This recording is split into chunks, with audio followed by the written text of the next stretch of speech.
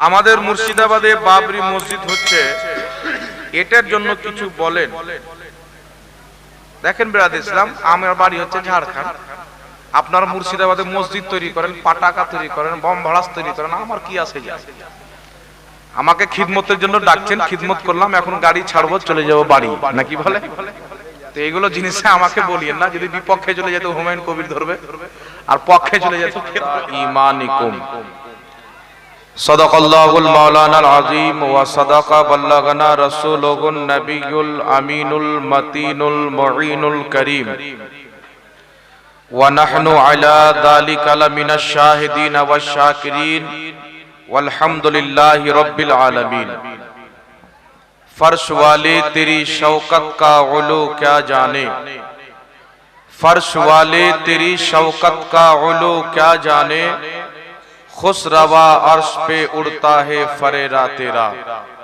और मैं तो मालिक ही कहूँगा कि हो मालिक के हबीब, यानी महबूब व मुहिब में नहीं मेरा तेरा।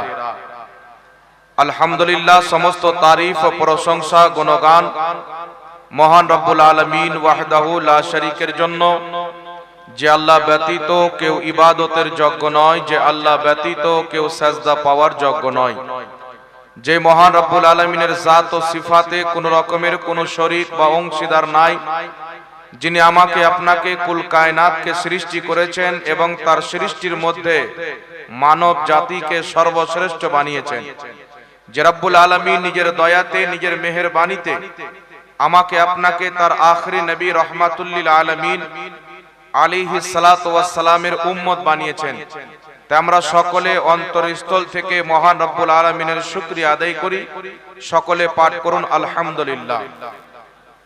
আল্লাহ তাবারাক ওয়া তাআলার হামদ ও সানার পর রাসূল আকরাম নূরে মুজাসসাম সরওয়ারে দো আলম रहमतुल लिल आलमीन शफीउल मुज़नबीन आनिसिल गारिबीन राहते आशिकीन मक्कार सरदार मदीनार ताजदार मा आमिनार लाल अब्दुल्लाह नयन तारा शफातेर कांडारी रहमतेर भांडारी कल कियामतेर कठिन दिने सुन्नी सहीहुल अकीदा मुसलमानदेर सुपारिशकारी ताहा व यासीन सिराजा मुनीर बशीर व नजीर अहमदे मुस्तफा जनाबे मुहम्मदुर रसूलुल्लाह সাল্লাল্লাহু তাআলা আলাইহি ওয়া আলিহি ওয়াসাল্লামের প্রতি অগণিত বার অসংখ্য বার দুরূদ ও সালাম বর্ষিত হোক, গর্বিত হোক। সকলে পড়ুন আল্লাহুম্মা আমিন। মঞ্চে উপস্থিত সম্মানিত উলামায়ে কিরাম ওয়া তালবায়ে ইসলাম, হাজিরিনে মজলিস, ইসলাম দরদি ভাই ও বাবুজিরা, পর্দার আড়ালের মা ও বোনেরা, সকলকে আমার আন্তরিক সালাম ও শুভেচ্ছা জানিয়ে মহান রব্বুল আলামিনের দরবারে তার মহান নবীর ওসিলা দিয়ে দোয়া করি, রব্বুল আলামিন আজকের এই পবিত্র জালসা নিজের পাক দরবারে কবুল ও মঞ্জুর করেন। সকলে পড়ুন আল্লাহুম্মা আমিন। বিরাদর ইসলাম, আপনারা সকলে জানেন আজকের এই মাদ্রাসা জামিয়া নুরিয়া জামালিয়া, এই মাদ্রাসার উন্নতি কল্পে এবং দাস্তারবান্দি উপলক্ষে আজকের আজিমুস শান জালসার আয়োজন করা হয়েছে। আমার পূর্বে মুনাজির আহলে সুন্নাত ওস্তাজুল উলামা হযরত আল্লামা মাওলানা মুফতি জুবায়ের হোসেন মুজাদ্দিদি সাহেব কিবলা হাফিজাহুল্লাহ তাআলা, তিনি আপনাদের সম্মুখে বক্তব্য রেখেছেন। তিনার পূর্বে জীবনী বক্তা মাওলানা হেলাল উদ্দিন রিজভী সাহেব, তিনিও নিজের বক্তব্য দ্বারা আপনাদেরকে সাইরাব করেছেন। আমি আপনাদের নিকটে উপস্থিত হয়েছি আজকের এই বাজার পাড়ার মাটিতে আমার প্রথম বক্তব্য হচ্ছে। এই জন্য ইসলামের যে 5টি শর্ত রয়েছে তার মধ্যে প্রথম শর্ত হচ্ছে তাওহীদ এবং রিসালত, অর্থাৎ লা ইলাহা ইল্লাল্লাহ মুহাম্মাদুর রাসূলুল্লাহ। তাওহীদ হলো আল্লাহর একত্ববাদীকে বিশ্বাস করা, আর রিসালত হচ্ছে নবী পাক সাল্লাল্লাহু আলাইহি সাল্লামকে আল্লাহর নবী মানা, রাসূল মানা। আল্লাহকে আল্লাহর মতো মানার নাম হচ্ছে তাওহীদ মানা, আর নবীকে নবীর মতো মানার নাম হচ্ছে রিসালত মানা। আর যেই ব্যক্তি তাওহীদ এবং রিসালতকে মেনে নিল সেই ব্যক্তি হবে মুসলমান। তো নবী পাক সাল্লাল্লাহু আলাইহি ওয়াসাল্লাম মিশকাতুল মাসাবির প্রথম খণ্ডে কিতাবুল ঈমানে হাদিস এসেছেন, আল্লাহর হাবিব বলেন, বুনিয়াল ইসলাম আলা খামসিন, ইসলামের বুনিয়াদ হচ্ছে, ভিত হচ্ছে 5টি জিনিসের উপরে। 5টি জিনিসের মধ্যে রাসূল পাক সাল্লাল্লাহু আলাইহি ওয়াসাল্লাম যে প্রথম জিনিসটা বলেছেন সেটা হচ্ছে লা ইলাহা ইল্লাল্লাহ মুহাম্মাদুর রাসূলুল্লাহ। মনে রাখবেন পৃথিবীর মুসলমান ইমাম বাইহাকি রাহমাতুল্লাহ আলাইহি সহিহ সনদে তার আসমা ওয়াস সিফাত কিতাবে এই হাদিসটিকে এনেছেন রাসূল পাক সাল্লাল্লাহু আলাইহি ওয়াসাল্লামের যুদ্ধের ময়দানে উনার যে পতাকা থাকতো সেই পতাকাতে লা ইলাহা ইল্লাল্লাহ মুহাম্মাদুর রাসূলুল্লাহ লেখা থাকতো। এটা সহিহ সনদ সহিহ হাদিস দ্বারা প্রমাণিত। তারপর কাজী শাওকানি ইবনে হাজার আসকালানি অসংখ্য ইমাম নিজের কিতাবের মধ্যে লিখেছেন লা ইলাহা ইল্লাল্লাহ মুহাম্মদ রাসূলুল্লাহর প্রতি নবী মুস্তাফার যুগ থেকে নিয়ে আজ পর্যন্ত উম্মতের ইজমা হয়ে গেছে। কোন ব্যক্তি যদি বলে লা ইলাহা ইল্লাল্লাহ মুহাম্মদ রাসূলুল্লাহ বলা যাবে না বা এই কলমা শরীয়তে নাই, তাহলে সেই ব্যক্তি ইজমাকে অস্বীকার করলো। আর ইজমার অস্বীকারকারীও কাফির হয়ে যায়, যেমন কোরআন এবং হাদিসের অস্বীকারকারীও কাফির হয়। কথা আপনারা বুঝতে পারছেন তো ফ্রেশ ভাবে? এইজন্য পৃথিবীর মুসলমান ইসলামের মূল ভিত হচ্ছে লা ইলাহা ইল্লাল্লাহ মুহাম্মদ রাসূলুল্লাহ, এরপরে নামাজ, রোজা, হজ, যাকাত, এই পাঁচটি হচ্ছে ইসলামের স্তম্ভ, ইসলামের ভিত। তবে যেই ব্যক্তির লা ইলাহা ইল্লাল্লাহ মুহাম্মদ রাসূলুল্লাহ অর্থাৎ আল্লাহ পাকের তাওহীদ মানতে গিয়ে যেই ব্যক্তির মধ্যে গন্ডগোল হবে, নবী পাকের রিসালাত মানতে গিয়ে যেই ব্যক্তির মধ্যে গন্ডগোল হয়ে যাবে, অর্থাৎ তাওহীদকে পরিপূর্ণভাবে মানবে না, রিসালাতকে নবী মুস্তাফাকে পরিপূর্ণভাবে মানবে না, সেই ব্যক্তি যতই কালমা পাঠ করুক ওই ব্যক্তি মুসলমান হবে না, তার প্রতি নামাজ, রোজা, হজ, যাকাত লাগু হবে না। কথা আমার বুঝতে পারছেন কি পারেন না বাবা? একজন ব্যক্তি যদি 40 বছর পর্যন্ত অমুসলিম থাকে আর 40 বছর পর কালেমা পাঠ করে, তাহলে তাকে নামাজ পড়তে হবে কবে থেকে? যখন থেকে কালেমা পাঠ করবে তখন থেকে তার প্রতি নামাজ ফরজ হবে। 40 বছর অমুসলিম থেকেছে, গায়র মুসলিম থেকেছে, ইহুদি থেকেছে, খ্রিস্টান থেকেছে, হিন্দু থেকেছে, ওই 40 বছর তার প্রতি নামাজ ফরজ ছিল না, রোজা ফরজ ছিল না, হজ এবং যাকাতও ফরজ ছিল না, কারণ সে লা ইলাহা ইল্লাল্লাহ মুহাম্মদ রাসূলুল্লাহকে মানত না। আর যখন লা ইলাহা ইল্লাল্লাহ আল্লাহকে এক বিশ্বাস করে নিল, মুহাম্মদ রাসূলুল্লাহ আল্লাহর রাসূলকে মেনে নিল, সেই ব্যক্তির প্রতি নামাজও ফরজ হয়ে গেল, রোজাও ফরজ হয়ে গেল, হজও ফরজ হয়ে গেল, যাকাতও ফরজ হয়ে গেল। তো নামাজ, রোজা, হজ, যাকাত প্রত্যেক আমলের পূর্বে লা ইলাহা ইল্লাল্লাহ মুহাম্মাদুর রাসূলুল্লাহ। আগে তাওহীদকে ঠিক করতে হবে, তারপরে রিসালাতকে ঠিক করতে হবে, তবে আপনার নামাজ কাজে লাগবে। যদি কোনো ব্যক্তি লা ইলাহা ইল্লাল্লাহ পাঠ করে, মুহাম্মদ রাসূলুল্লাহ পাঠ করে, অর্থাৎ আল্লাহকে এক ওয়াহদাহু লা শারীক বিশ্বাস করে, নবী মুস্তাফাকে নবীও বিশ্বাস করে, আল্লাহর হাবিবকে আখরি নবীও বিশ্বাস করে, কিন্তু সেই ব্যক্তির আকীদা যদি আল্লাহর ব্যাপারে কুফরি হয়ে যায়, নবী মুস্তাফার ব্যাপারে কুফরি হয়ে যায়, সে নিজেকে যতই মুসলমান বলুক সেই ব্যক্তি মুসলমান হবে না যতক্ষণ পর্যন্ত আল্লাহকে আল্লাহর মতো, নবীকে নবীর মতো না মানবে, সেই ব্যক্তি মুসলমান হবে না। কথা আমার বুঝতে পারছেন বাবা? একটু আগে গিয়ে আপনাকে উদাহরণ দিয়ে দিচ্ছি, একটু লক্ষ্য করে শুনেন।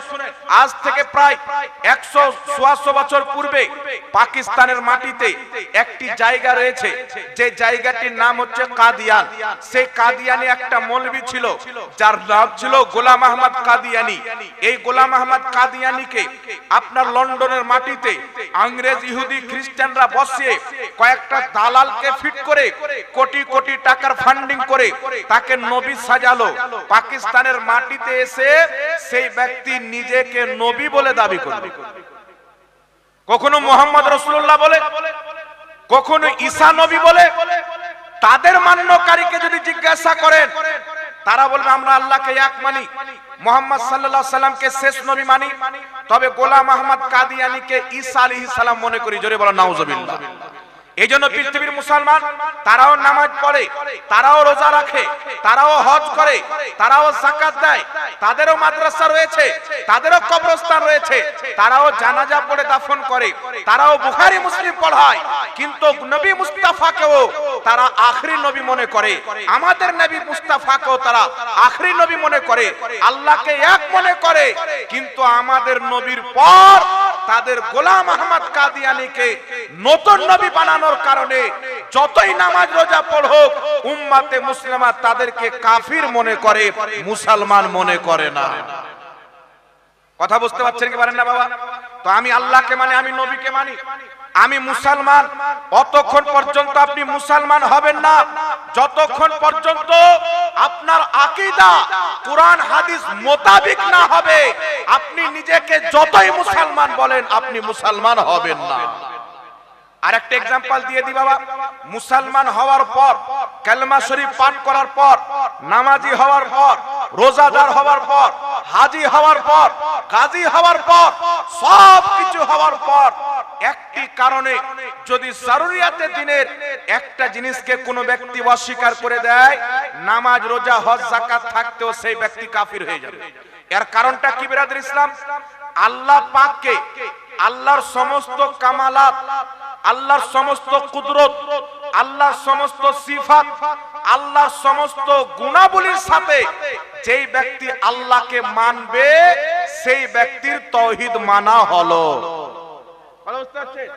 আর নবী মুস্তাফাকে আল্লাহর দেওয়া সমস্ত বৈশিষ্ট্য, আল্লাহর দেওয়া সমস্ত গুণাবলী, আল্লাহর দেওয়া পাওয়ার, আল্লাহর দেওয়া ক্ষমতা, যা কিছু আল্লাহ পাক আমার নবী মুস্তাফাকে দিয়েছে ওই সমস্ত কামালাতের সহিত, ওই সমস্ত সৌন্দর্যের সহিত, পাওয়ারের সহিত যেই ব্যক্তি নবী মুস্তাফাকে আল্লাহর রাসূল মানবে সেই ব্যক্তি হবে মুসলমান।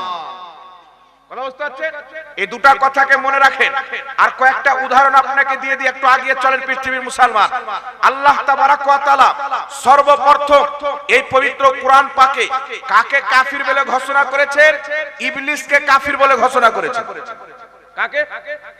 ইবলিসকে। ইবলিসের কি নামাজ ছিল না? 90 কোটি বছর ইবাদত করেছিল, তার প্রত্যেকটা ইবাদত খোদার দরবারে কবুল হয়ে গেছিল। ফারিস্তাদের শিক্ষকতা করত, আলিম কি ছিল না? ফারিস্তারা তার কাছে পড়াশোনা করত, জান্নাতের ভিতরে থাকতো, আল্লাহর আরশের তাওয়াফ করত। এই ইবলিসকে আল্লাহ হুকুম করলেন উসজুদু লি আদম, আদমকে সিজদা করো। ইবলিস বলেছিল আমি আদমকে সিজদা করব না। আল্লাহ তাবারাক ওয়া তাআলা তাকে জিজ্ঞাসা করেছিলেন তুমি কেন সিজদা করবে না? ইবলিস বলেছিল আমাকে তুমি আগুন দিয়ে তৈরি করেছো, আদমকে মাটি দিয়ে তৈরি করেছো, আমি আদম চাইতে উত্তম। এই কথা যেমনই বলেছিল আল্লাহ তাবারাক ওয়া তাআলা কিয়ামত পর্যন্ত তাকে শয়তান মারদুদ বলে ঘোষণা করেছেন। তার নামাজ তাকে বাঁচাতে পারেনি, তার শিক্ষকতা তাকে বাঁচাতে পারেনি। যদি নামাজ কাউকে বাঁচিয়ে নিত তো ইবলিস বাঁচত কি বাঁচত না বাবা? তো নামাজ কখন কাজে আসবে? যখন আপনার ঈমান ঠিক থাকবে, আকীদা ঠিক থাকলে নামাজ কাজে আসবে, রোজা কাজে আসবে, হজ কাজে আসবে, যাকাত কাজে আসবে। আর যদি আকীদার মধ্যে কুফরি হয়ে যায়, 90 কোটি বছরের ইবাদত যদি কবুল হয়ে যায়, আল্লাহ সেই ইবাদতকে ধ্বংস করে আপনাকে জাহান্নামী বানিয়ে দেবে। ইবলিসের প্রত্যেকটা ইবাদত কবুল ছিল। বুঝানোর উদ্দেশ্য হচ্ছে বাবা, কাবাতে ইমামতি কে করে, মসজিদে নববীতে ইমামতি কে করে? মনে রাখবেন পৃথিবীর মুসলমান, জামে আজহার থেকে পড়ে কে এসেছে? দুনিয়ার কোথাকার পড়ালেখা বাদ দে, যেই ইবলিস ফারিস্তাদেরকে পড়াতো তার কি জ্ঞান ছিল না? কথা বলতে হবে। এই পৃথিবীতে যে যেখানে পড়ুক সে তো মানুষের কাজ বলেছে, কিন্তু ইবলিস নূরের তৈরি ফারিস্তাকে পড়াতো। আর 90 কোটি বছরের ইবাদত, কোথাও তার নাম জাহিদ, কোথাও আবিদ, কোথাও কি কি নাম আল্লাহ পাক তাকে উপাধি দিয়েছিলেন। কিন্তু আল্লাহ বললেন আদমকে সিজদা করো, সেই ব্যক্তি আদমকে সিজদা করলো না, বলল আমি তার চাইতে উত্তম, আমি আদমকে সিজদা করব না। পৃথিবীর মুসলমান, আল্লাহ পাক বললেন না 90 কোটি বছরের ইবাদত করেছো, যাও তোমাকে ক্ষমা করে দিলাম। আল্লাহ পাক বললেন না শত শত বছর, হাজারো বছর আমার ফারিস্তাকে পড়িয়েছো, যাও তোমাকে ক্ষমা করে দিলাম। আল্লাহ পাক বললেন না আমার আরশের তাওয়াফ করেছো হাজারো বছর, তার বরকতে ক্ষমা করে দিলাম। বরং আল্লাহ তাবারাক ওয়া তাআলা কিয়ামত পর্যন্ত তার প্রতি কুফরির ফতোয়া দিয়ে তাকে শয়তান ঘোষিত করে মহান রব্বুল আলামিন সারা পৃথিবীকে একটা শিক্ষা দিয়ে দিয়েছে, তোমার ইবাদত যতই থাক, যদি তোমার অন্তরে নবীদের আদব না থাকে তোমার ইবাদত ধ্বংস হয়ে যাবে, তুমি মুসলমান থাকতে পারবে না। এই শিক্ষা আল্লাহ দিয়েছেন।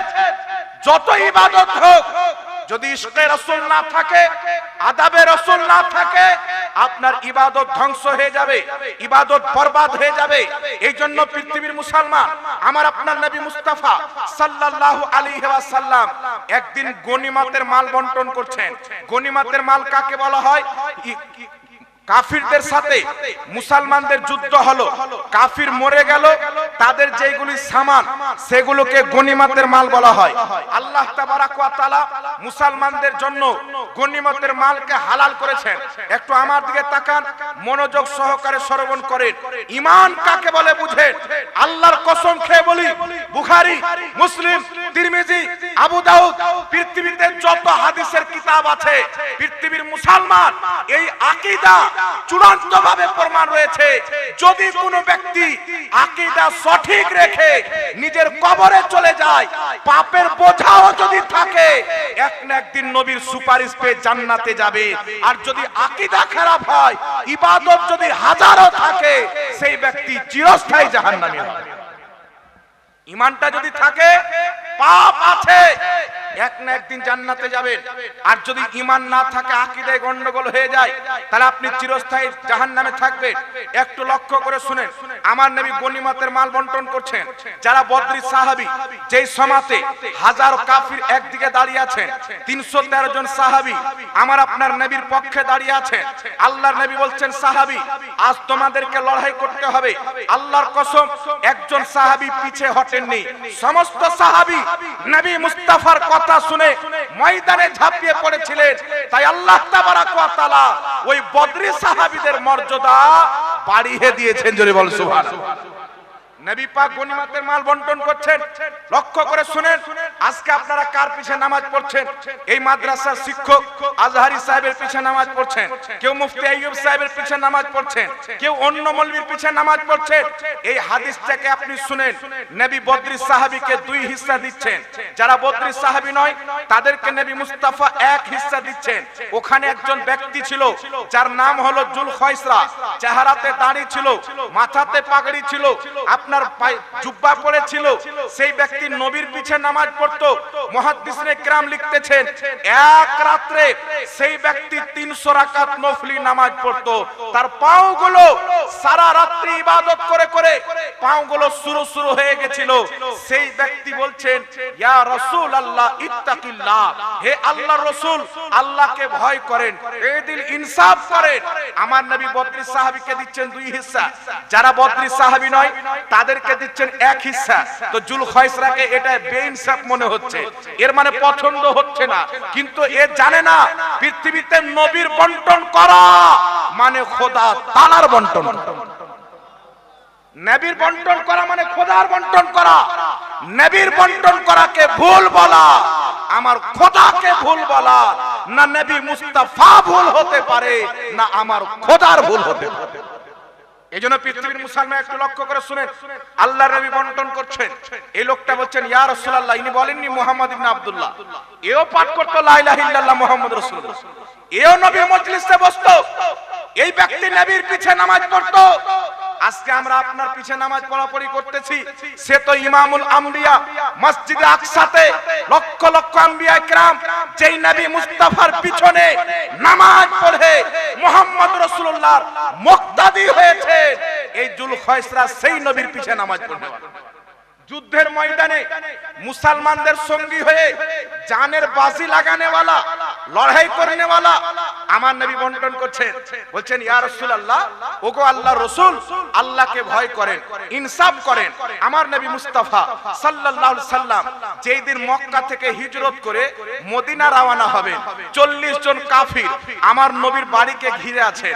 যেমনই মুহাম্মদ সাল্লাল্লাহু আলাইহি সাল্লাম বের হবেন, তিনাকে হত্যা করে দাও, শহীদ করে দাও। আমার নবী মুস্তাফা হাতে পাথর নিয়ে কাফিরদের দিকে ছুড়ে দিলেন, তাদের সামনে দিয়ে চলে গেলেন। কাফেররা বুঝতে পারলো না। আমার আল্লাহ পাক আয়াত অবতীর্ণ করে বলছেন, এই নবী মুস্তাফা ওই হিজরতের রাত্রিতে যেইগুলি পাথর তুমি কাফিরের দিকে নিক্ষেপ করেছিলে, ওটা তুমি করনি, আমি আল্লাহ নিজেই নিক্ষেপ করেছিলাম। নবীর পাথর ফেলাকে আল্লাহ বলছেন আমি ফেলেছিলাম। নবী মুস্তাফার ইত্তেবাকে আল্লাহ বলছেন মাইয়ুতির রাসূলা ফাকাদ আতা আল্লাহ। যেই ব্যক্তি নবীর আদেশ মেনে নিল, সেই ব্যক্তি আল্লাহর আদেশ মেনে নিল।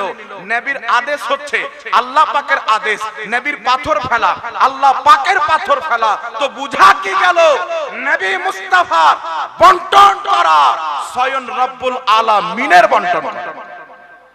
নবী পাক বন্টন করছেন, এই বান্দা বলতেছেন ইয়া রাসূলুল্লাহ ইনসাফ করেন।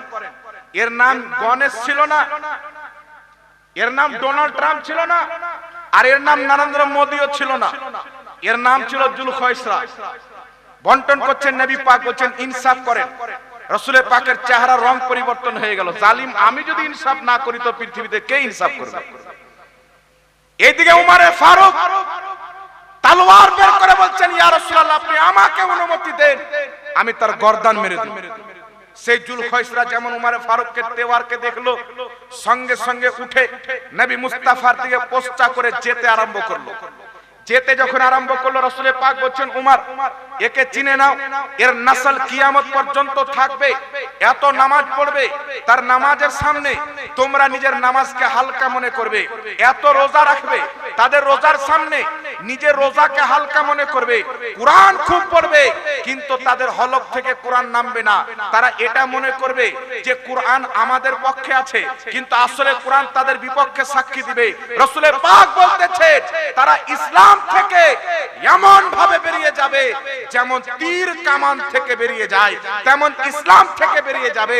এই পৃথিবীর মুসলমান নবীর পিছনে যোহর পড়নে वाला, আসর পড়নে वाला, মাগরিব পড়নে वाला, নবী মুস্তাফার পক্ষে যুদ্ধের ময়দানে জানের বাজি লাগিয়ে লড়াই করনে वाला, এক রাত্রিতে 300 রাকাত নফলি নামাজ পড়নে वाला।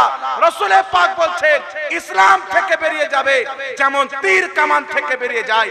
নামাজ মুসলমানের চাইতে বেশি থাকবে, রোজা মুসলমানের চাইতে বেশি থাকবে, কুরআন মুসলমানের চাইতে বেশি পড়বে, কিন্তু ইসলামের সাথে তাদের কোনো সম্পর্ক থাকবে না। এর কারণটা কি?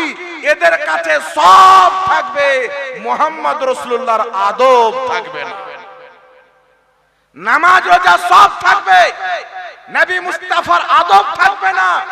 আর যেই ব্যক্তির অন্তরে মুহাম্মদ রাসূলুল্লাহর আদব থাকবে না, ইবাদত যতই করো সেই ব্যক্তি মুসলমান হতে পারে না। কথা আমার বুঝতে পারছেন কি পারেন না বাবা? এটা বুঝানোর উদ্দেশ্য হচ্ছে নামাজ দেখলে মুসলমান বলা যাবে না, তার আকীদা দেখতে হবে। যারা নবী মুস্তাফার ওসিলাকে শিরকের ফতোয়া দিয়েছে তারা আবু জেহেলের দলের লোক হতে পারে, আবু বকর সিদ্দিকের দলের লোক হতে পারে না। আর কিয়ামত পর্যন্ত পৃথিবীর মাটিতে এমন কোন মায়ের লাল জন্ম নেয়নি আর নিবে না যারা নবী মুস্তাফার ওসিলাকে শিরক প্রমাণ করবে। খোদার ইজ্জতের কসম খেয়ে বলি, নবী মুস্তাফার ওসিলা মানুষ তো মানুষ, আমার আল্লাহ পাক কুরআন দিয়েছেন, মুস্তাফার ওসিলাতে দিয়েছেন, নামাজ দিয়েছেন, মুস্তাফার ওসিলাতে দিয়েছেন।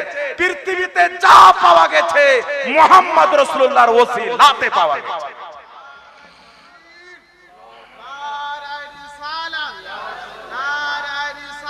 या रसूल अल्लाह जिंदाबाद जिंदाबाद जिंदाबाद। আজ পৃথিবীর মুসলমান নবী পাকের ওসিলাকে শিরক মনে করে কিছু লোক নিজেকে মুসলমান প্রমাণ করতে চায়। আছে কোন মায়ের লাল নবী মুস্তাফার ওসিলা নিয়ে ময়দানে সুন্নিদের সাথে মুনাজারা করবে। খোদার ইজ্জতের কসম খেয়ে বলি, নবী মুস্তাফার জামানাতে যারা মুস্তাফার বিপক্ষে জবান তারাজ করেছে তাদের নামাজ কত ছিল সাহাবা এটা দেখেনি, দাড়ি কত লম্বা ছিল সাহাবা এটা দেখেনি, ইবাদত কত ছিল এটা দেখেনি। মুস্তাফার বেয়াদবি করেছে সাইয়েদনা উমর ফারুক, তার গর্দান মেরে এটা প্রমাণ করে দিয়েছে নবী পাকের গুস্তাখি করনেওয়ালার পৃথিবীতে বেঁচে থাকার কোনো অধিকার থাকতে পারে না। এজন্য পৃথিবীর মুসলমান আপনাকে আমাকে জানতে হবে তাওহীদ কাকে বলে, রিসালাত কাকে বলে। আজকে রাসূল পাকের ওসিলা নিয়ে নবীর ওসিলার কি প্রয়োজন আছে? আল্লাহ তো ডাইরেক্ট শুনতে পায়, আল্লাহ তো ডাইরেক্ট দিতে পারে, তো নবী পাকের ওসিলার কি প্রয়োজন আছে? এই পৃথিবীর মুসলমান একটা হাদিস যেতে যেতে শুনিয়ে দিচ্ছি, যদিও হাজার দলিল আছে, কুরআন দ্বারা প্রমাণিত আছে। হযরতে মুসা আলাইহিস সালাম হারুন আলাইহিস সালামের জুতা মুবারক, লাঠি মুবারক, জুব্বা মুবারক, উযু করা কলসি মুবারক তাবুতে সাকিনার মধ্যে ছিল। এই তাবুতের ওসিলা দিয়ে বনি ইসরাইল যেই দোয়া করেছে আল্লাহ তাদের দোয়া কবুল করে নিয়েছেন। তো মুসা হারুন নবীর জুতার ওসিলা যদি কবুল হয় তো মুহাম্মদ রাসূলুল্লাহর জাতের ওসিলা কি করে শিরিক হয়ে যাবে? কুরআন তো এটা বলতেছে যে নবীদের জুতার ওসিলাও যায়। কুরআন তো বলতেছে নবীদের জামার ওসিলা আমি কবুল করি। উঠান পবিত্র কুরআন সূরা ইউসুফ খুলেন, ইয়াকুব আলাইহিস সালাম হযরতে সাইয়েদনা ইউসুফ নবীর শোকে কান্না করতে করতে চোখের জ্যোতি যখন হারিয়ে দিলেন, ইউসুফ নবী খবর পেলেন, তিনি বলছেন আমার জামা নিয়ে যাও, আমার বাবার চেহারাতে রেখে ফিরিয়ে নিবে, আমার জামার বরকতে ওসিলাতে আমার বাবার চোখের জ্যোতি আল্লাহ ফিরিয়ে দিবে। ইউসুফ নবীর জামানা হলো, ইয়াকুব নবীর চেহারাতে রেখে ফিরিয়ে নেওয়া হলো। সঙ্গে সঙ্গে আল্লাহ পাক তিনার চোখের জ্যোতিকে ফিরিয়ে দিলেন।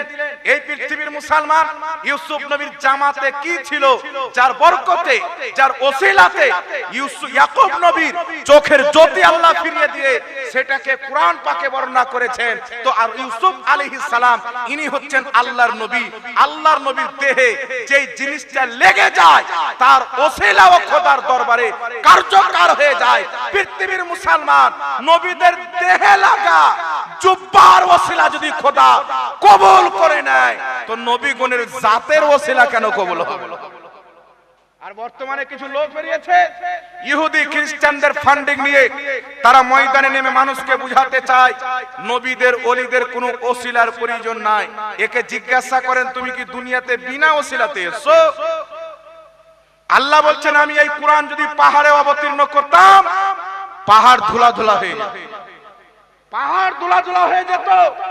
মুস্তাফার সিনাতে অবতীর্ণ করেছে, তাই পৃথিবীর মানুষ এই কোরআন পেয়েছে। আল্লাহ নামাজ ফরজ করবেন, মেরাজে ডেকে নামাজ দিয়ে পাঠাচ্ছেন, রোজা ফরজ খোদা করছেন, প্রচার মুস্তাফার দরবার দিয়ে হচ্ছেন, কোরআন খোদা অবতীর্ণ করছেন, প্রচার মুস্তাফার দরবার দিয়ে হচ্ছেন। আরে পৃথিবীতে দুনিয়াবাসী যা পেয়েছে এক আল্লাহ পাকের পরিচয় পেয়েছে, সেটাও মুহাম্মদ রাসূলুল্লাহর ওসিলাতে পেয়েছে। আল্লাহ কে বলেছেন আমার নবী আসেননি, মূর্তির পূজা হচ্ছে, কাবা ঘরে 300 চাইতে বেশি মূর্তি রেখে ইবাদত করা হচ্ছে, চন্দ্রের পূজা, সূর্যের পূজা, পাথরের পূজা। কে আসলো মক্কার মাটিতে? আমেনার ঘরে, যিনি পৃথিবীবাসীকে তাদের মূল উদ্দেশ্য এক আল্লাহ পাকের পরিচয় করিয়ে দিলেন। তিনি অন্য কেউ নয়, মুহাম্মদ রাসূলুল্লাহ। এই মুহাম্মদ রাসূলুল্লাহর ওসিলাতে এক আল্লাহর পরিচয় পাওয়া গেছে। জোরে বল সুবহানাল্লাহ। আর আজকে পৃথিবীর মুসলমান কিছু মাতাল সমাজের মধ্যে বেরিয়েছে, এরা বলছে নবীর ওসিলা চলবে না, নিজেকে বলছে মুসলমান। তাদের কিতাবে লিখছে তাকওয়াতুল ইমানে, আহলে হাদিসের মুজাদ্দিদ ইসমাইল তাহলভী লিখতেছে নবী পাককে ওসিলা মনে করা এটা হলো আবু জেহেলের চাইতে বড় মুশরিক হয়ে যাবে। নবীর ওসিলাকে শিরক লিখেছে, কিন্তু আমার নবী কি শিক্ষা দিয়েছেন? কিতাব খুলেন, ইমাম হাইসামির লেখা কিতাব, হাদিসের কিতাব মাজমাউজ জাওয়াইদ, এই কিতাবের মধ্যে ইমাম হাইসামি হাদিসটি লিপিবদ্ধ করেছেন। একই হাদিস ইমাম সামহুদি রাহমাতুল্লাহ আলাইহি আল ওয়াফা বে আখবারে দারিল মুস্তাফা কিতাবে উল্লেখ করে তিনি নিজেই বলতেছেন সানদহু জাইয়িদুন, এই হাদিসের সনদ হচ্ছে সহিহ। ইমাম হাকিম সহিহ বলে মত প্রকাশ করেছেন। ইমাম ইবনে হিব্বান হাদিসটিকে সহিহ মেনেছেন। হাদিসটি কি?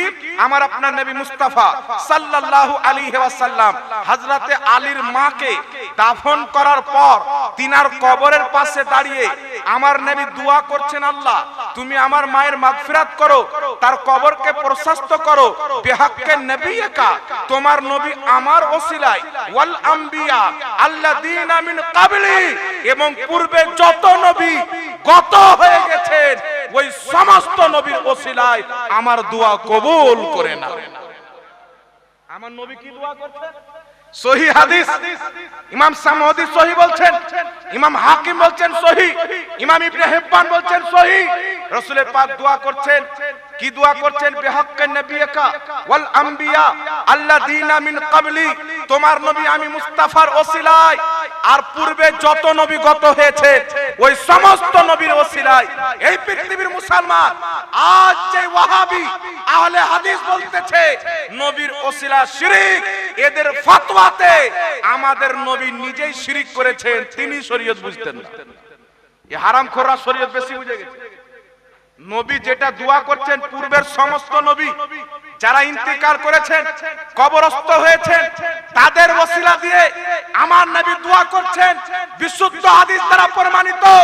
আর আজ ওয়াহাবি মতবাদ প্রচার করছে না নবীর ওসিলা চলবে না ওলির ওসিলা চলবে।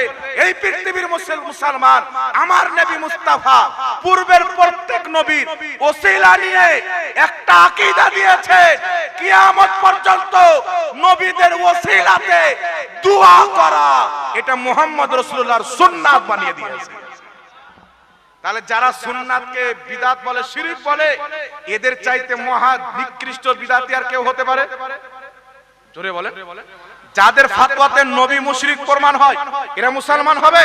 উঠান কিতাব, আহলে হাদিসদের জগতের প্রথম কিতাব মুহাম্মদ বিন আব্দুল ওয়াহাব নজদি, যাকে তারা নিজের কিতাবে মুজাদ্দিদ লিখেছে। এই মুহাম্মদ বিন আব্দুল ওয়াহাব নজদি, যার নিসবতে তাদেরকে ওয়াহাবি বলা হয়, তার লেখা কিতাব কিতাবুত তাওহীদের মধ্যে মুহাম্মদ বিন আব্দুল ওয়াহাব নজদি লিখতেছে আদম আলাইহিস সালাম উনিও শিরক করেছেন। আদম নবীর প্রতি শিরকের ফতোয়া দিয়েছে। এরা শুধু মুসলমানকে নয়, এরা বলছে ওসিলা নেওয়া শিরক, কিয়াম করা শিরক। আমি আপনাদেরকে বলতে চাই, পৃথিবীতে কোনো মায়ের লাল যদি থাকে, আহলে হাদিসরা ফেস টু ফেস বসে আমাদের সুন্নিদের একটা আকীদাকে যদি শিরক প্রমাণ করতে পারে, তার গোলামি করতে প্রস্তুত আছি। আর এটাও চ্যালেঞ্জ করছি, পৃথিবীর কোন আহলে হাদিস আমাদের সামনে বসে নিজেকে মুসলমান প্রমাণ করতে পারবে থাকলে রেডি করো। बहरमपुर माटीते होएगा, ना खंजर उठेगा, ना तलवार तुमसे, ये बाजू मेरे आजमाए हुए। এরা নিজেকে মুসলমান প্রমাণ করবে। আদম নবীর প্রতি শিরকের ফতোয়া দিয়েছে, আমাদের নবীর উপরেও তাদের শিরকের ফতোয়া পড়েছে। তা যেই ব্যক্তি নবীকে মুশরিক বলবে, ওর ঈমান তো থাকবে না, ওর বিবিও তালাক হয়ে যাবে, ওর শাশুড়িও তালাক হয়ে যাবে। ভাববেন হুজুর শাশুড়ি কি করে তালাক হয়? বিবি তালাক হয় জানে তো, বিবি যদি তালাক হয়ে যায় তো শাশুড়ি থাকবে? কথা বলে, বিবির কারণে তো শাশুড়ি হয়েছে। এইজন্য পৃথিবীর মুসলমান আপনাকে বলতে চাই, এরা হচ্ছে মুনাফিক। আল্লাহর ইজ্জতের কসম খেয়ে বলি, এদেরকে তৈরি করা হয়েছে আমেরিকা এবং ব্রিটেনিয়া মিলে তৈরি করেছেন। আর একটা কথা আপনাকে বলে দিচ্ছি, এই যে নাম শুনছেন আহলে হাদিস, এদের আসল নাম হচ্ছে ওয়াহাবি, যেটা আমেরিকা দিয়েছে, ব্রিটেনিয়া দিয়েছে।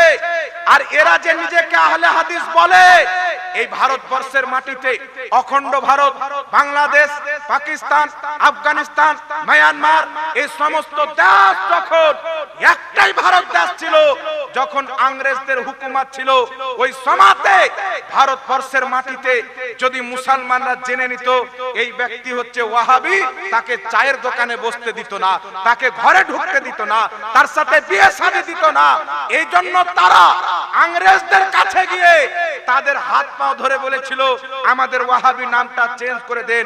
আল্লাহর কসম খেয়ে মাথায় হাত দিয়ে বলতেছি, এই আহলে হাদিস নাম ইংরেজদের অনুমতি পাওয়ার পর তারা লিখতে আরম্ভ করেছে মুসলমান। কোথায় লেখা আছে? এটা আমাদের কিতাবে লেখা নাই। আহলে হাদিসের ইমাম সানাউল্লাহ আমৃতসরি সিরাতে সানাইয়ার মধ্যে লিখছে আহলে হাদিস নাম ইংরেজ গভর্নমেন্টের পা হাত দাবিয়ে আমরা এই নামটা নিয়েছি। আহলে হাদিসের কিতাব ফাতাওয়া সানাইয়ার মধ্যে লেখা আছে আহলে হাদিস নাম ইংরেজরা দিয়েছে। এই জন্য নিজেকে আহলে হাদিস বলা বর্তমান যে আহলে হাদিস রয়েছে মুসলমানদের জন্য হারাম রয়েছে। আর এই জামাতের লোক যদি মরে যায় সংসান ঘাটে পুড়িয়ে দেওয়া তো মঞ্জুর হবে, মুসলমানের কবরস্থানে মাটি দেওয়া যাবে না। এরা এলাকাতে মসজিদে জারার তৈরি করছে, আর আমাদের দেশের লোক মনে করছে কি আল্লাহর ঘর তো তৈরি করছেন। ইতিহাস মনে হয় পড়েননি, কোরআন পড়েননি। এই পবিত্র কোরআন সূরা আরাফ খুলে আল্লাহ তাবারাক ওয়া তাআলা যখন আমার নবী মুস্তাফা অসংখ্য মুনাফিককে মসজিদ থেকে বের করে দিলেন, আমার দিকে তাকান, মসজিদ থেকে নবী নাম নিয়ে বের করে দিলেন, এই অমুকের বেটা অমুক বেরিয়ে যাও, অমুকের বেটা অমুক বেরিয়ে যাও। কাদেরকে? যারা নবীর পিছে নামাজ পড়তেন, রাসূলুল্লাহর পক্ষে যুদ্ধের ময়দানে অংশগ্রহণ করত। আর এই লোকেরা বাইরে গিয়ে নবীর বদনাম করত। নবী পাক বের করে দিলেন। বের হওয়ার পর আল্লাহর নবীর মসজিদ থেকে মাত্র কিছুটা দূরে তারা একটা মসজিদ তৈরি করল। মসজিদ তৈরি করার পর আমার আপনার নবীকে ডাকতে আসলো, ইয়া রাসূলুল্লাহ, ইয়া হাবিবাল্লাহ, আমাদের মসজিদে নামাজ পড়ে একটু উদ্বোধন করে দেন, আমাদের মসজিদ উদ্বোধন করে দেন। আল্লাহ পাক আয়াত নাযিল করলেন, হাবিব ওই মসজিদে যাওয়া যাবে না, ওটা বাইতুল্লাহ নয়, ওটা হচ্ছে মসজিদে জারার, ওটা শয়তানের ঘর, ওরা ইবাদতের জন্য নয়, মুসলমানের মধ্যে বিভাজন সৃষ্টি করার জন্য মসজিদ তৈরি করেছে। আজ বলেন এই মসজিদ কি নাপাক? এলাকায় মসজিদ থাকে ওটা কি নাপাক? ওটা কি মন্দির? যে তাদের পছন্দ হয় না বাইরে গিয়ে হারামের টাকাতে মসজিদ তৈরি করছে, সৌদির ফেতরার টাকাতে যাকাতের টাকায় মসজিদ তৈরি করছে, আর দুই একটা যুবককে নিয়ে গিয়ে ভুলভাল পড়াচ্ছে। মায়ের দুধ পান করে থাকলে যুবকদের সাথে কেন আমাদের সাথে মোকাবিলা করো? তোমার মুসলমান প্রমাণ করা অসম্ভব হয়ে যাবে। এই মসজিদ তৈরি করেছে সমাজে ফিতনা তৈরি করার জন্য। বেটাকে নিয়ে গিয়ে ওয়াহাবি বানাবে, বেটা বাপের সাথে ঝগড়া করবে, মায়ের সাথে ঝগড়া করবে। কসম খোদার 1450 বছর পূর্বে মক্কাতে যে মুনাফিকরা মসজিদে জারার তৈরি করেছে, আজকে তার সুন্নাত আমল করে ওয়াহাবি মতের লোক মসজিদে জারার তৈরি করছে। আমার নবী মুস্তাফা ওই মসজিদের ব্যাপারে আদেশ দিয়েছিলেন, এই মসজিদকে আগুন লাগিয়ে জ্বালিয়ে তহস নহস করে দাও। এটা খোদার ঘর নয়, এটা হচ্ছে শয়তানের ঘর। আর আপনি আজকে কি মনে করছেন? দু চারটা ছেলে মিলে একটা মসজিদ তৈরি করে দিলে এটা মসজিদ, এটা মসজিদে যারা, এটা শয়তানের ঘর, এটা খোদার ঘর নয়। এই জন্য পৃথিবীর মুসলমান কেমন করে শয়তানের ঘর? আপনি বলেন, যেই দলের লোক আদম আলাইহিস সালামের প্রতি শিরকের ফতোয়া দিয়েছেন, যার ফতোয়া শিরকের, আমাদের নবীর প্রতি পড়ে, আপনারা বলেন সেই লোকটা কি মুসলমান থাকবে? কথা বলেন। শুধু তাই নয়, শুনেন, এখানে অনেক মিডিয়ার লোক এসে রেকর্ডিং হচ্ছে। কোন মায়ের লাল একটা হাওয়ালা ভুল প্রমাণ করে দিলে যেটা চোরের শাস্তি সেটা আমার শাস্তি হবে। উঠান কিতাব, আহলে হাদিসের কিতাব ইকরোসা, এই ভারতবর্ষের মাটিতে সর্বপ্রথম আহলে হাদিসদের যে কিতাবটা ছাপা হয়, ওই কিতাবটির নাম হচ্ছে তাকওয়াতুল ঈমান। এই কিতাবের লেখক ইসমাইল দেহলভী এই কিতাবে ইকরোসা কিতাবের 13 পৃষ্ঠার মধ্যে লিখেছে, আল্লাহ তাবারাক ওয়া তাআলা ঝুট বল सकता है, আল্লাহ তাআলা মিথ্যা বলতে পারে। রেকর্ডিং করেন। যদি আমি মিথ্যা বলে থাকি, খোদার কসম খেয়ে বলি, আমার বাবার যদি মওতের খবর আছে, তারপরে কেউ যদি এই বিষয় নিয়ে মুনাজারা করতে ডাকে, আমার বাবার মাটিটা পরে দেব, মুনাজারাটা আগে করব। রেকর্ডিং করেন।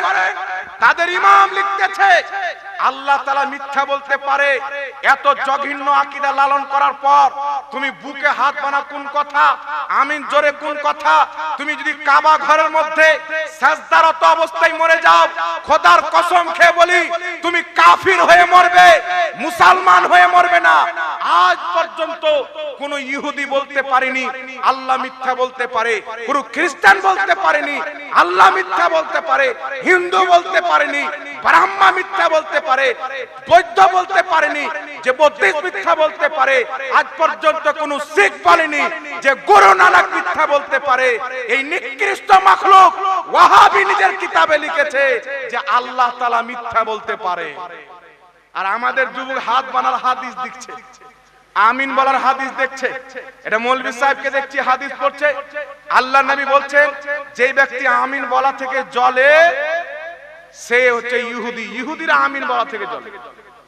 তো ওরা বলছে যে আমরা জোরে আমিন বলি, সুন্নিরা জ্বলে। আমরা আমিন বলা থেকে জ্বলি না, কুকুরের মতন যারা আমিন বলে তাদের দেখে জ্বলি। তুমি মানুষের মতন আমিন বলো, কোনো আপত্তি নাই। আর কোন মায়ের লাল পৃথিবীতে আছে যে আস্তে আমিন বলাকে ভুল প্রমাণ করবে? এরকম কোন মায়ের লাল জন্ম হয়নি মুসলমান। আমার নবী আস্তে আমিন বলেছেন। আর তুমি যে জোরে আমিন বলার হাদিস দেখাচ্ছ, হাদিস নাও খুলো। আজ থেকে 1150 বছর পূর্বে লেখা কিতাব আল কুনা ওয়াল আসমা, লেখকের নাম ইমাম দুলাবি, হাদিস নাম্বার 1090, সনদ সহিহ, বর্ণনাকারী সাহাবী রাসূল ওয়াইল ইবনে হুজর বলতেছেন আল্লাহর নবী মুস্তাফা সাল্লাল্লাহু আলাইহি ওয়াসাল্লাম পাঠ করলেন ওয়ালা দল্লিন ফাকালা আমিন, তারপরে তিনি আমিন বললেন। রাফা বিহা সাউতাহু, নিজের আওয়াজকে উঁচু করে বললেন মা আরাহু ইউআল্লিমুনা। হযরতে ওয়াইল ইবনে হুজর সাহাবী রাসূল বলছেন নবী মুস্তাফা এই জন্য জোরে আমিন বলেছিলেন, এটা ছিল সাহাবাকে শিক্ষা দেওয়ার জন্য। কি জন্য? সাহাবীকে শিক্ষা দেওয়ার জন্য নবী জোরে আমিন বলেছেন। এটাও হাদিসে এসেছে নবী মুস্তাফা ওয়ালা দল্লিন বললেন, তিনবার আমিন বললেন। তিনবার আমিন বললেন কেন? যাতে সাহাবা জেনে নেয় ওয়ালা দল্লিনের পর আমিন বলতে হয়। তো নবী শিক্ষা দেওয়ার জন্য জোরে আমিন বলেছেন। এটা সাহাবা একরামের মত। সাহাবা একরাম চাইতে পৃথিবীর কোন মায়ের লাল হাদিস বেশি বুঝবে এটা অসম্ভব রয়েছে। কিন্তু আমার নবী মুস্তাফার প্র্যাকটিক্যালি আমল কি ছিল? মুসনাদে আহমদে ইমাম আহমদ বিন হাম্বল তিনি কম বেশি 10 লক্ষ হাদিসের হাফিজ ছিলেন। সহিহ সনদে এই কিতাবে হাদিসটি এনেছেন। তারপর দ্বিতীয় নাম্বার ইমাম হাকিম আল মুস্তাদরাক আলা সহিহাইন কিতাবে হাদিসটিকে উল্লেখ করে বলতেছেন হাদা হাদিসুন সহিহুল ইসনাদ, এই হাদিসের সনদ হচ্ছে সহিহ। একই বর্ণনাকারী সাহাবী রাসূল ওয়াইল ইবনে হুজর বলতেছেন কারা আন-নবী সাল্লাল্লাহু আলাইহি ওয়াসাল্লাম গায়রিল মাগদুবি আলাইহিম ওয়ালাদ দাল্লিন ফাকালা আমিন খাফাদা বিহা সাউতাহু। হযরতে ওয়াইল ইবনে হুজর বলছেন আল্লাহর নবী মুস্তাফার প্র্যাকটিক্যালি আমল ছিল, উনি যখন গায়রিল মাগদুবি আলাইহিম ওয়ালা দাল্লিন পাঠ করতেন আমিনটা আস্তে বলতেন। জোরে বলুন সুবহানাল্লাহ। তো জোরে আমিন বলার উদ্দেশ্য কি ছিল বাবা? শিক্ষা দেওয়ার জন্য যে এখানে আমিন বলতে হয়। প্র্যাকটিক্যালি আমিন চলে আস্তে বলা। আর আমার নবী আস্তে আমিন বলেছেন।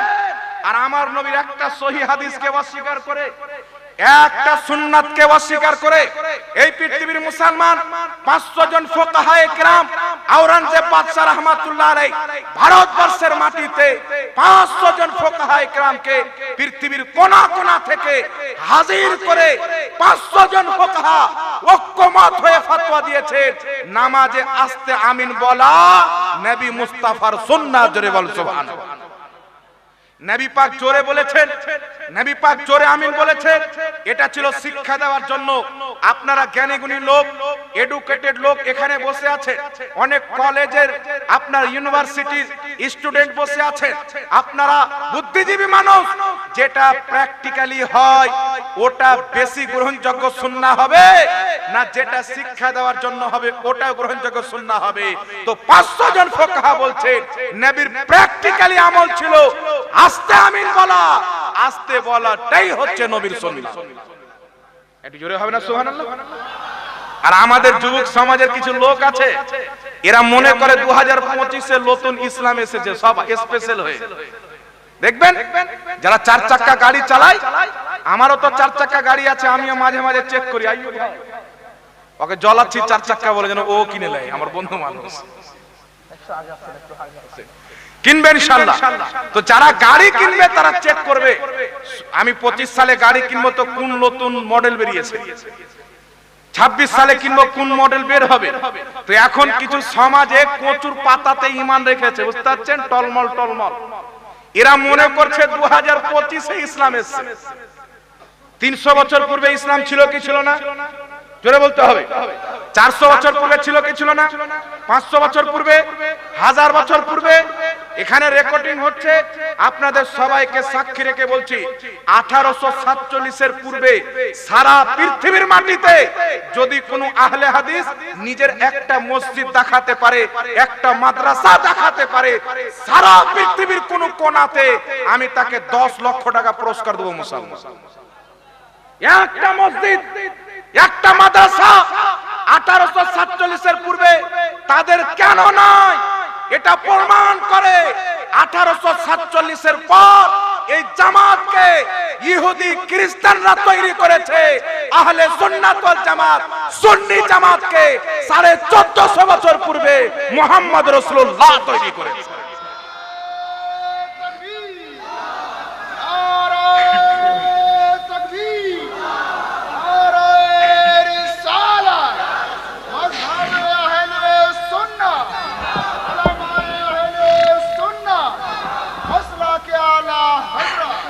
এই জন্য পৃথিবীর মুসলমান আপনাকে বলতে চাই, আরেকটা চ্যালেঞ্জ করতে চাই, 1847 এর পূর্বে পৃথিবীর কোন একজন ইমাম 1450 বছরের মিডিলে আমার নবীর নূর হওয়াকে অস্বীকার করেছেন, কিয়ামত পর্যন্ত দেখাতে পারে না। নবী পাকের শানে দাঁড়িয়ে, নবীর ইজ্জতে, নবীর তাজিমে খাতিরে, নবী মুস্তাফার মুহাব্বতে দাঁড়িয়ে উম্মতে মুসলিমা কুল কায়নাতের গোটা দুনিয়ার মাটিতে ইয়া নবী সালামুন আলাইকা পাঠ করে এই কিয়ামকে 1847 এর পূর্বে কেউ হারাম বলেছে, পৃথিবীর কেউ দেখাতে পারে না।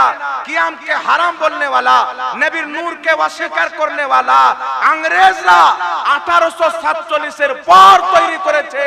নবীর শানে দাঁড়ানো এটা তো 1450 বছর পূর্বে সাহাবায়ে কেরাম নিজে দাঁড়িয়েছেন। আর আমাদের সমাজের কিছু যুবক মনে করছে এতদিনে ইসলাম পেয়েছি আমরা 2025 সালে। বেটা তোমার ইসলামের বয়স হচ্ছে 2025 সাল, আর আমাদের ইসলামের বয়স হচ্ছে 1450 বছর। এটা নবী মুস্তাফার যুগ থেকে বলছে, নচেত ইসলাম তো ওই দিন চলে এসেছিল যেই দিন পৃথিবীতে আদম নবী কদম রেখেছে। ইসলামের আখরি প্রফেট, আমাদের আখরি শরীয়ত 1450 বছর পূর্বে নবী মুস্তাফা এলান করেছে। এই জন্য পৃথিবীর মুসলমান আজ থেকে প্রায় 500-600 বছর পূর্বে চলে যান, দিল্লির নিজামউদ্দিন আউলিয়া সুন্নি জামাতের লোক, কুতুবউদ্দিন বখতিয়ার কাকি সুন্নি জামাতের লোক, আপনার আমিরে খুসরু সুন্নি জামাতের লোক, শেখ আব্দুল হক মুহাদ্দিস দেহলভি সুন্নি জামাতের লোক, ওয়ালিউল্লাহ মুহাদ্দিস দেহলভি সুন্নি জামাতের লোক, আজমিরের খাজা সুন্নি জামাতের লোক, বাগদাদের গৌস সুন্নি জামাতের লোক। আরে কারবালার মাটিতে ইয়াজিদ ওয়াহাবি মতের ছিলেন, ইমামে হুসাইন সুন্নি মতের। জি পৃথিবীর মুসলমান আজকে ইয়াজিদের কারা গুণগান করে আর হুসাইনের কারা গুণগান করে, এটা জানেন কি জানেন না? কথা বলেন।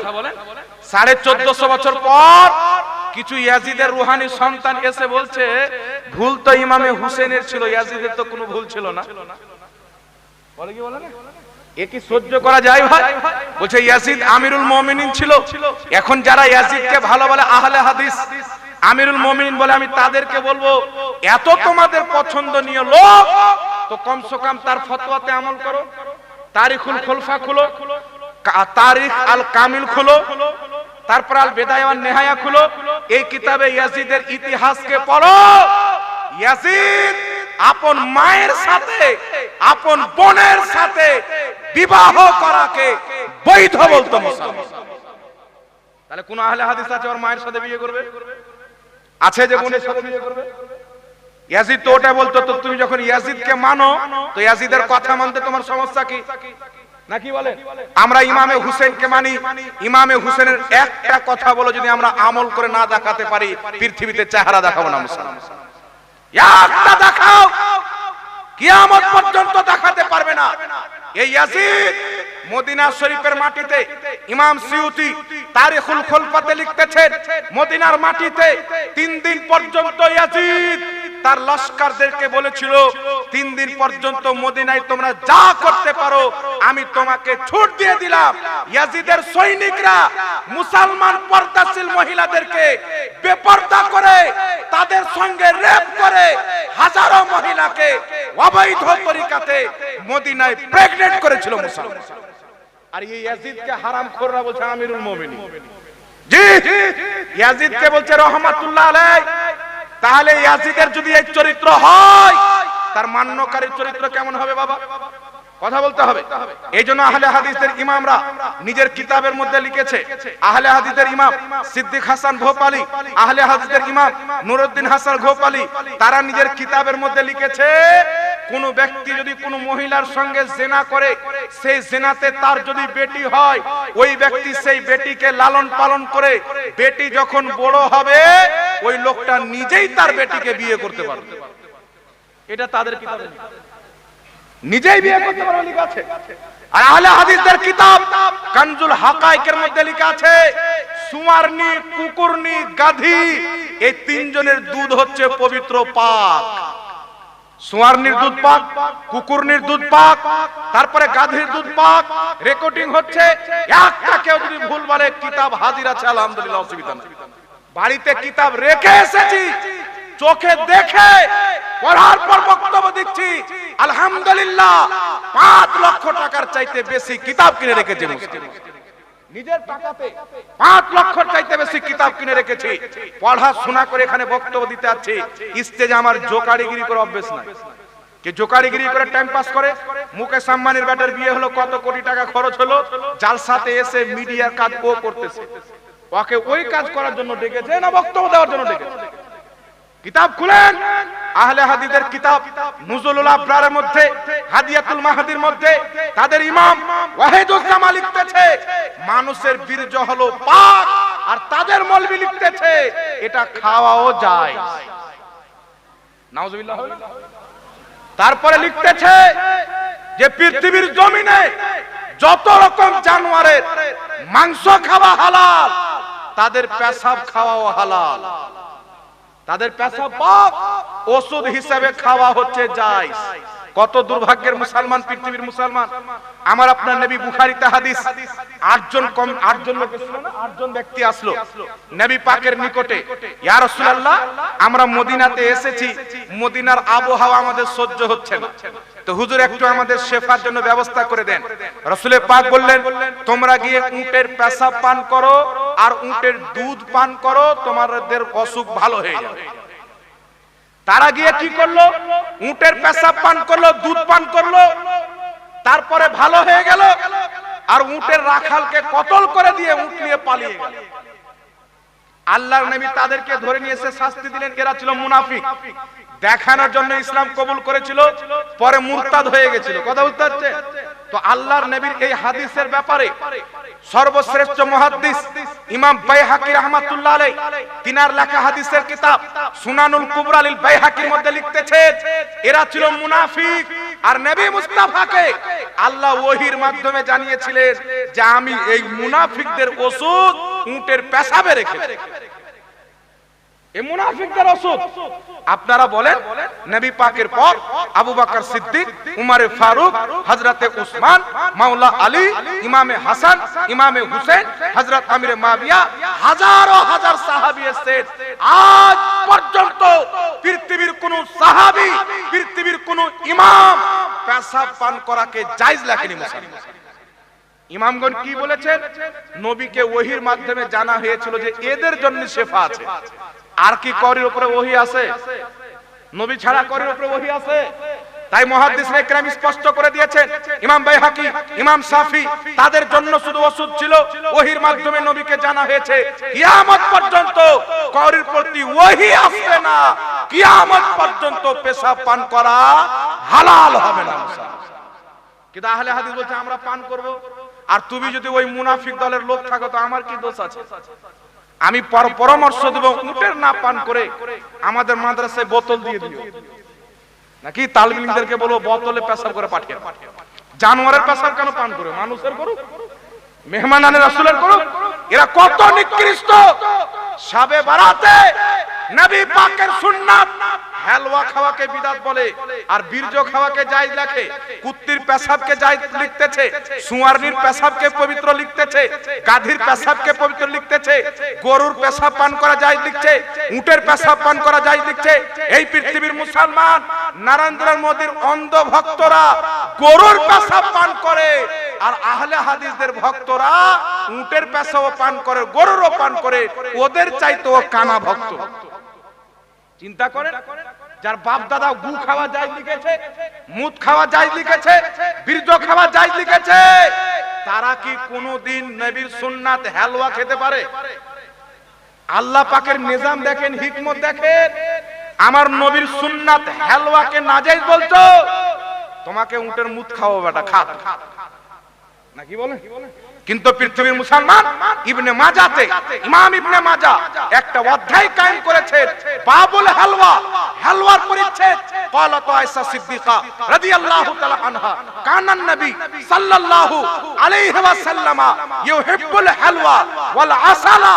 মা আয়েশা বলছে, দয়ার নবী মুস্তাফা সবচাইতে বেশি হালওয়া খেতে ভালোবাসতেন। একটু আস্তে হবে না? সুবহানাল্লাহ। এটা আস্তে, আর একটু আস্তে বলেন সুবহানাল্লাহ। তাহলে বলেন বাবা, নবী হালওয়া খেতে ভালোবাসতেন। ঈদের দিন খান, নবীর সুন্নাত মনে করে নেকির কাজ। শুক্রবারে খান, নবীর সুন্নাত মনে করে নেকির কাজ। রমজানের রাতে খান, নবীর সুন্নাত মনে করে নেকির কাজ। যেমন প্রত্যেক দিন খাওয়া যায়, শবে বারাতেও খাওয়া যায়। আর কোন ওয়াহাবি যদি আপত্তি করে, ওকে সোজা উটের গোহান বা গরুর গোহান দেখিয়ে দিবেন যে সেখানে পেশাব আছে, তোরটা তুই খা, আমাদেরটা আমরা খাই। বাংলাদেশের একজন ভালো মুফতি সাহেব আছে, মুফতি আলাউদ্দিন জিহাদি, নামটা শুনেছেন? খুব ভদ্র মানুষ। এই আলাউদ্দিন জিহাদি সাহেবের নামের পরে জিহাদি আছে, তো উনাকে যখন পারে না তো জিলাপি বলে গালি দেয়। আলাউদ্দিন জিলাপি, জিলাপি খাবে? হ্যাঁ আমরা জিলাপি খাই। তো জিলাপি হালাল, কে খাবে না ভাই বলেন তো? জিলাপি কি কোনো দোষের জিনিস? এটা তো ভাগ্যের ব্যাপার। আমরা জিলাপি খাও আর তোমরা হচ্ছে জানোয়ারের পেশাব খোর। কে ভালো হলো? কে ভালো হলো? ভালো তো আমরাই হলাম না, কি বলেন? জিলাপি হলো মিষ্টি, মিষ্টি খাওয়া নবী পাকের সুন্নাত। উলামায়ে কেরাম, মুফতিয়ানে কেরাম বসে আছেন, জিজ্ঞাসা করবেন। এইজন্য পৃথিবীর মুসলমান শাবে বারাতের হালওয়া খাওয়াকে যারা বিদআত এবং নাজায়েজ বলে, খোদার কসম খেয়ে বলি এদের চাইতে মূর্খ কেউ হতে পারে না। শয়তান বলছে, আল্লাহ এখন আমি আরাম করি, এরাই যখন আমার কাজ করে নিচ্ছে তো আমার দরকার কি আছে? শয়তান পর্যন্ত এখন টেনশন আছে, চিন্তা করছেন? এই বুকের উপরে হাত বাঁধছে, বলছে সহিহ হাদিস আছে। আমি 4 বছর থেকে চ্যালেঞ্জ করতেছি, বুকে হাত বাঁধার একটা কেউ যদি সহিহ হাদিস দিয়ে দেয়, আমি 10 লক্ষ টাকা চ্যালেঞ্জ করেছি বাবা। কিছু লোক মার্কেটে আছে বলে এর টাকা কত আছে রে? আমরা টাকা বেশি না, একটা চ্যালেঞ্জ তো 4 বছর থেকে চলছে, এখন তো কেউ নিতে পারেনি, তো টাকা তো শেষই হয়নি রে। এইদিকে জলঙ্গিতে একটা বিমল দাসের বেটা বেরিয়েছে, ও বলছে আমি 2012 সালের পূর্বে পূজা করতাম, আর এখন কি করছে? 2012 সালের পূর্বে মূর্তি পূজা করত, আর এখন দুটো বাংলা কিতাব পড়ে মুসলমানকে বোকা বানিয়ে নাজরানা লুটছে। বুঝতে পারছেন? দেখছি এই ধান্দার চাইতে তো এই ধান্দা বেশি ভালো। আর এই গ্রুপে যদি চলে আসেন তো যেগুলো সুন্নি করে ওগুলোকে হারাম বলো নাজায়েজ বলো তোমার পকড় চলতেই থাকে। একটা জিনাখোর ব্যক্তি জলঙ্গিত ওর মামিকে পালিয়ে গিয়ে বিয়ে করেছিল, ওর মামিকে, ওর স্বামী আছে বাচ্চা আছে, ওকে পালিয়ে বিয়ে করার পর গোটা দুনিয়া জেনে গেছে একটা জিনাখোর ও সুন্নিদের বিরুদ্ধে বলে, তাই ওয়াহাবিরা ওকে নিজের বাপ বানিয়ে রেখেছে। চিন্তা করছেন যদি ট্রেনের কোন ছক্কা এসে টুপিটা লাগিয়ে স্টেজে বলে সুন্নিরা জাহান্নামী, আহলে হাদিসের ওই আপন বাপ হয়ে যাবে। এদের মৌলবি হওয়ার জন্য পড়ালেখার দরকার নয়, শিক্ষা অর্জন করা লাগে না। এদের মুফতি মৌলবি হওয়ার জন্য সুন্নিদের বিরুদ্ধে বলো রাতোরাত মুফতি হয়ে যাবে। এটাই এদের ফাইনাল কোড। এই জন্য পৃথিবীর মুসলমান এদের আকীদা আল্লাহ মিথ্যা বলতে পারে। আর এদের আরেকটা নিকৃষ্ট আকীদা হচ্ছে কি আল্লাহ পাকের দেহ আছে। এটা নিকৃষ্ট আকীদা। আল্লাহ পাক কিয়ামতে জাহান্নামীদেরকে জাহান্নামে দিবেন, তো জাহান্নাম বলবে আল্লাহ আরো দাও, আল্লাহ আবার জাহান্নামে দিবে। আল্লাহ পাক বলবে জাহান্নাম হয়েছে, জাহান্নাম বলে না আল্লাহ আরো দাও। তখন আল্লাহ নিজের পাও জাহান্নামে রেখে দিবেন, জাহান্নাম ফুল হয়ে যাবে। তো আল্লাহর পায়ের যদি আকার আকৃতি না থাকে তাহলে জাহান্নাম ফুল কি করে হবে? এখন আপনার ব্রেন চিন্তা করেন, টনক মেরে দিয়েছে, কথা তো ঠিক। আল্লাহ পাও রাখবে জাহান্নাম ফুল হয়ে যাবে, তো আল্লাহর পায়ের যদি আকার আকৃতি না থাকতো ফুল কি করে হবে? এখন বলেন এই যুক্তি কে দিচ্ছে? বাংলাদেশের একটা আব্দুর রাজ্জাক বেরিয়েছে, ওকে আমি কাজ্জাব বলি। ও নবীর নামে যত মিথ্যাচার করেছে আবু জেহেল এখন টেনশন আছে। জি ওই যুক্তি দিচ্ছে। এখন আপনারা বলেন তো বাবা, একটা বেলুন আপনাদের বহরমপুরের বাজার পাড়ার একটা লোক একটা বেলুনে হাওয়া ভরছে, তো হাওয়া ভরতে ভরতে বেলুনটা ফুল হবে কি হবে না? তো বেলুন যদি হাওয়ার আকার আকৃতি না থাকে তো ফুল কি করে হবে? এর মানে হাওয়ারও আকার আকৃতি আছে। এটাই তো যুক্তি হয় না? কি বলে যে আল্লাহ জাহান্নামে পাও দিবে তো জাহান্নাম ফুল, এর মানে আল্লাহর পায়ের আকার আকৃতি আছে। তো হাওয়া বেলুনে ভরলে বেলুন ফুল হয়ে যায়, তো হাওয়ারও আকার আকৃতি মানবে ওই শয়তান? যুক্তি দিয়ে আকীদা চালাচ্ছে। এইজন্য পৃথিবীর মুসলমান আগে আকার আকৃতিওয়ালা আকীদা কোথায় থেকে আসলো একটু লক্ষ্য করে শুনেন। খ্রিস্টানরা চিন্তা করলো আমরা নিজের নবী ঈসা আলাইহিস সালামকে আল্লাহ পাকের বেটা বানাবো, গ্রেট বানাবো, একবার আল্লাহ বানিয়ে দেব। তখন তারা সর্বপ্রথম কি করলো? বাইবেল কিতাবে কাটছাট করে ইহুদি আলিমেরা আল্লাহ পাকের দেহবাদী আকীদা ভরলো, মোচ বানালো, দাড়ি বানালো, হাত বানালো, পাও বানালো, যে আল্লাহর আকার আকৃতি আছে, আল্লাহ হলো পুরুষ লিঙ্গ। মারিয়ামকে বিয়ে করে ঈসা নবীকে আল্লাহ জন্ম দিয়েছেন। জোরে বলেন নাউজুবিল্লাহ। তাদের রদ্দে, তাদের বিপক্ষে, তাদের খণ্ডনে আমার আল্লাহ একটি সূরা অবতীর্ণ করেছেন, কুল হুয়াল্লাহু আহাদ। হে নবী তুমি বলে দাও ওই আল্লাহ এক, আল্লাহুস সামাদ, আল্লাহ হচ্ছেন বেনিয়াস, লাম ইয়ালিদ ওয়া লাম ইউলাদ। আল্লাহকে কেউ জন্ম দেয়নি, আল্লাহও কাউকে জন্ম দেয়নি। তাদের রদ করেছেন আল্লাহ পাক। তেমনি ইহুদিরা উযাইর আলাইহিস সালামকে আল্লাহর বেটা বানার জন্য তারাও তাওরীতের মধ্যে কাটছাট করে আল্লাহর দেহবাদী আকীদাকে ভরে দিল। আর ওই ইহুদি খ্রিস্টানদের আকীদা মুসলমানদের ভরার জন্য আহলে হাদিসরা আমেরিকার ফান্ডিং খেয়ে, আপনার ইসরায়েলের ফান্ডিং খেয়ে, আমেরিকার ফান্ডিং খেয়ে ইহুদি খ্রিস্টানদের আকীদা কুরআনের অপব্যাখ্যা করে, হাদিসের অপব্যাখ্যা করে মুসলমানের মধ্যে বাড়তেছে। মুসলমান ওরা প্রচার করছে আল্লাহর আকার আকৃতি আছে, আল্লাহর হাত আছে, পা আছে, বলতেছে আল্লাহ পাক জান্নাতে মুমিনদেরকে দেখা দিবে। যদি আল্লাহর আকার আকৃতি না থাকে তাহলে কেমন করে দেখবে? কিতাব খুলে ইমাম বুখারী রাহমাতুল্লাহ আলাইহি তারিখুল কবির হাদিস নিয়ে এসেছে। হযরত আনাস বর্ণনা করছেন, আমি নবী মুস্তাফা একদিন একটা রাস্তা দিয়ে গেলাম, মসজিদের সামনে দাঁড়িয়ে গেলাম। সেই মসজিদে সবাই মিলে হাত তুলে দোয়া করতেছিলেন। আল্লাহর নবী মুস্তাফা তাদের সম্মিলিত হাত তুলে দোয়া করাকে দেখে দয়ার নবী মুস্তাফা বলতে লাগলেন, এই আনাস আমি যা দেখছি তুমি কি তা দেখছো? হযরত আনাস বলছেন, হুজুর আপনি কি দেখছেন? নবী পাক বলছেন, তারা সবাই মিলে দলবদ্ধ ভাবে আল্লাহর কাছে হাত তুলে দোয়া করতেছে, আমি তাদের হাতে নূর দেখতেছি। তাদের হাতে কি দেখতেছি? নূর দেখতেছি। হযরত আনাস বলছেন হুজুর দোয়া করেন আমিও যেন দেখতে পাই। হযরত আনাস আল্লাহর নবী দোয়া করলেন, হযরত আনাস বলছেন আমিও সেই নূর দেখতে পেলাম। রাসূল পাক বললেন আনাস চলো আমরা ওই দোয়াতে শরীক হয়ে যাই। আমার নবী মুস্তাফা হযরত আনাস ওই দোয়াতে গিয়ে শরীক হয়ে গেলেন। উনারাও হাত তুলে আমিন আমিন করলেন।